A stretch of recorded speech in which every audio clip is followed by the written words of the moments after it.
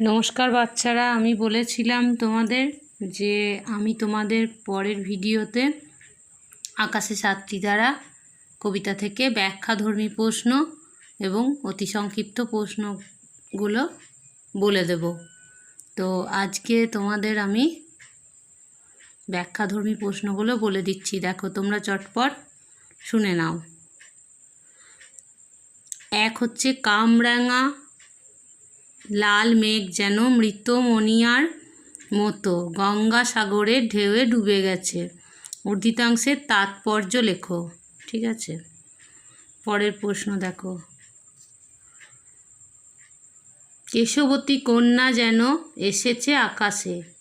কাকে কেশবতী কন্যা বলা হয়েছে তার তাৎপর্য লেখো, অথবা তার সম্পর্কে এমন উক্তির কারণ কি, অথবা বাংলার সান্ধ্য প্রকৃতি সম্পর্কে আকাশে সাতটি তারা কবিতায় কবির কোন মনোভাবের পরিচয় পাওয়া যায়। আর পরের প্রশ্ন দেখো। আচ্ছা, তোমরা এই কবিতার বিষয়বস্তুটা কিন্তু একবার পড়ে নেবে, অর্থাৎ সারংক্ষেপ। ঠিক আছে, সারংক্ষেপটা একবার, সারসংক্ষেপ যেটা, একবার পড়ে নিও। আচ্ছা, তারপরের প্রশ্ন দেখো। পৃথিবীর কোনো পথ এ কন্যারে দেখেনি কো। কবি কোন প্রসঙ্গে এই উক্তিটি করেছেন, অথবা কবির বক্তব্য বিশ্লেষণ করো।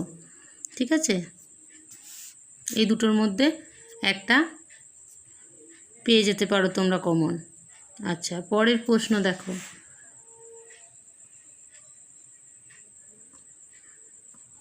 জানি নাই এত স্নিগ্ধ ঝরে রূপসীর চুলের বিন্যাসে। রূপসীর চুলের বিন্যাসে স্নিগ্ধ গন্ধ কিভাবে ঝরে, বুঝিয়ে দাও। ঠিক আছে। আচ্ছা, পরের প্রশ্ন দেখো। এরই মাঝে বাংলার প্রাণ। কবি কোথায় বাংলার প্রাণকে অনুভব করেন, অথবা এখান থেকে আর একটা প্রশ্ন হতে পারে, সেটা হচ্ছে কবি কোথায় কোথায় বাংলার প্রাণ লুকিয়ে আছে বলে মনে করেন, তা আকাশে সাতটি তারা কবিতা অবলম্বনে লেখো। লাল, পরের প্রশ্ন দেখো। লাল লাল বটের ফলের ব্যথিত গন্ধের ক্লান্ত নীরবতা। লাল শব্দের দ্বৈত প্রয়োগের কারণ লিখে উর্ধিতাংশের তাৎপর্য লেখো। আচ্ছা, আর একটা প্রশ্ন দেখো। গঙ্গাসাগরে ঢেউয়ে ডুবে গেছে, কি ডুবে গেছে তার পরিচয় দাও। ব্যাস, আপাতত এ কটাই করো ব্যাখ্যাধর্মী। ঠিক আছে, এবার অতি সংক্ষিপ্ত প্রশ্নোত্তরগুলো দেখো, আমি পরপর বলে দিচ্ছি। ঠিক আছে, তোমরা একটু নোট করে নিও। আর যদি তোমাদের এর উত্তরগুলোর প্রয়োজন হয় আমাকে অবশ্যই কমেন্ট করে জানাবে, আমি অবশ্যই তোমাদেরকে উত্তরগুলো বলে দেব। তো দেখো অতি সংক্ষিপ্ত প্রশ্নোত্তরগুলো। 1. আকাশে সাতটি তারা কবিতাটি কার লেখা? 2. কোন কাব্যগ্রন্থ থেকে আকাশে সাতটি তারা কবিতাটি সংকলিত হয়েছে? 3. আকাশে সাতটি তারা কবিতাটি মূল সুর কি বলে তোমার মনে হয়? 4. আকাশে কটি তারা ফুটে উঠেছে? 5. কবি আকাশে সাতটি তারার উল্লেখ করেছেন কেন? 6. আকাশে সাতটি তারা ওঠার সময় কবি কোথায় বসে থাকেন? 7. কাকে মৃত মণিয়ার মতো মনে হয়েছে? 8. গঙ্গাসাগরের ঢেউয়ে কে ডুবে গেছে? 9. কবি কাকে শান্ত অনুগত বলেছেন? 10. কবি বাংলার সন্ধ্যাকে নীল বলে মনে করেছেন কেন?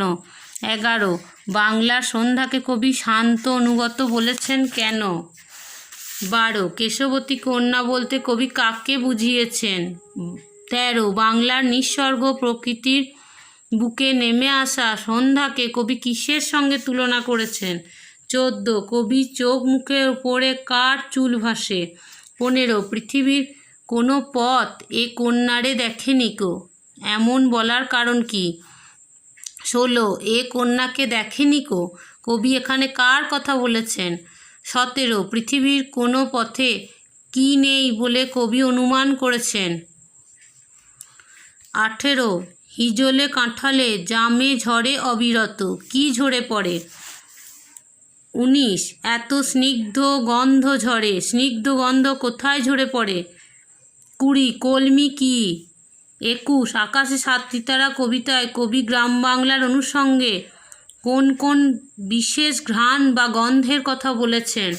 22 আকাশে সাত সিতারা কবিতায় কোন কোন মাছের প্রসঙ্গ এসেছে? 23 শীত হাত খান বলতে কবি কি বুঝিয়েছেন?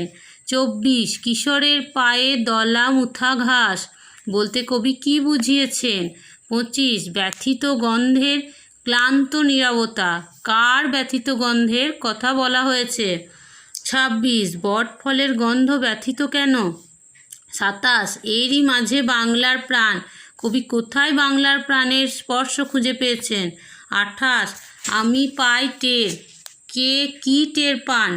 29 আকাশে সাত সিতারা ফুটে ওঠার পর কবি কি অনুভব করেন? 30 আকাশে সাত সিতারা কবিতাটি কী ধরনের কবিতা?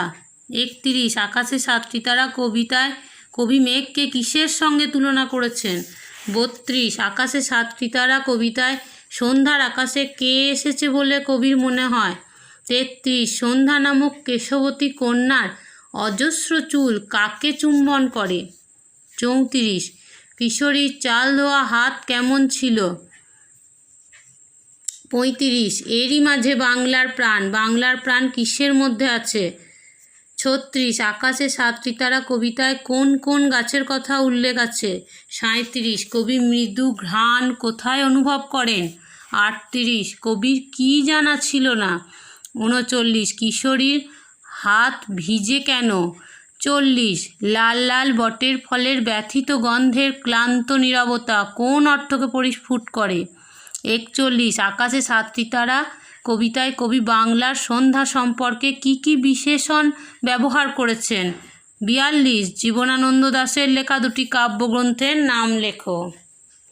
ব্যাস, আপাতত তোমাদেরকে এই 42টা অতি সংক্ষিপ্ত প্রশ্নোত্তর আমি বলে দিলাম। তো এর উত্তরগুলো যদি তোমাদের জানার প্রয়োজন হয় অবশ্যই আমাকে কমেন্ট করবে। বেশ, আজকে আসি, শেষ করলাম। ভালো থেকো বাচ্চারা, পরের ভিডিও নিয়ে আবার খুব শীঘ্রই হাজির হব তোমাদের সামনে। টাটা, বাই বাই, ভালো থেকো।